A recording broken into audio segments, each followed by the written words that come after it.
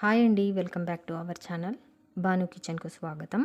ఈరోజు cashew nut black pepper fry ఎలా చేయాలో చూపించబోతున్నాను. ముందుగా స్టవ్ ఆన్ చేసుకొని కడాయిని పెట్టుకోవాలి. కడాయి హీట్ అయిన తర్వాత జీడిపప్పులను వేయించుకోవడానికి నెయ్యిని వేసుకుందాము. నెయ్యి కాస్త హీట్ అవ్వనివ్వాలి. నెయ్యి కాస్త హీట్ అయిన తర్వాత నేను ఇక్కడ 1 కేజీ జీడిపప్పులను వేసుకుంటున్నాను. జీడిపప్పులను లో ఫ్లేమ్లోనే వేయించుకోవాలి.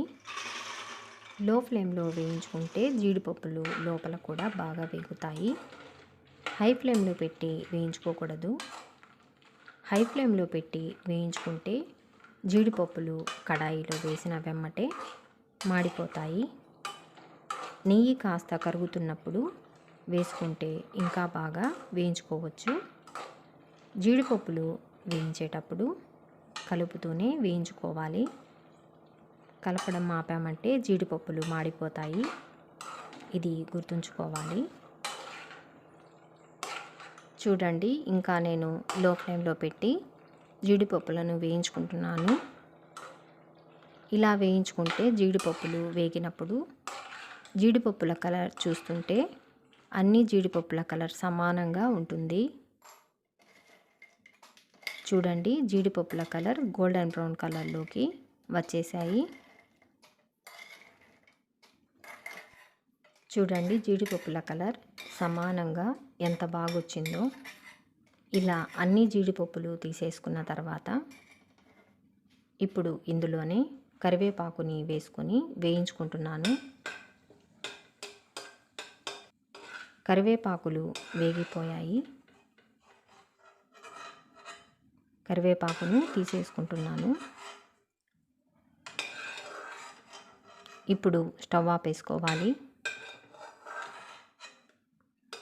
ఇప్పుడు ఇందులో మిరియాలను ముందుగానే పౌడర్ చేసి పెట్టుకున్నాను. మీరు మీ రుచికి తగినంతగా బ్లాక్ పెప్పర్ పౌడర్ని వేసుకోండి. నేను ఇక్కడ 1.5 స్పూన్ బ్లాక్ పెప్పర్ పౌడర్ని వేసుకుంటున్నాను.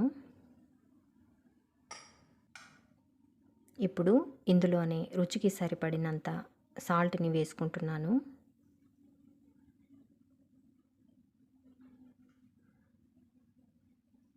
ఇప్పుడు జీడిపప్పులకు మిరియాల పొడి, సాల్ట్ కలిసేటట్లు బాగా కలుపుకోవాలి.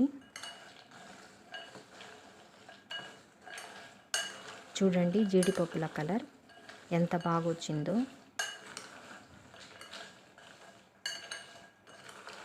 అంతే, చాలా సులభంగా cashew nut black pepper fry 2 నిమిషాల్లో చేసేసుకోవచ్చు. ఈ వీడియో మీకు నచ్చిందనుకుంటున్నాను. Thank you for watching.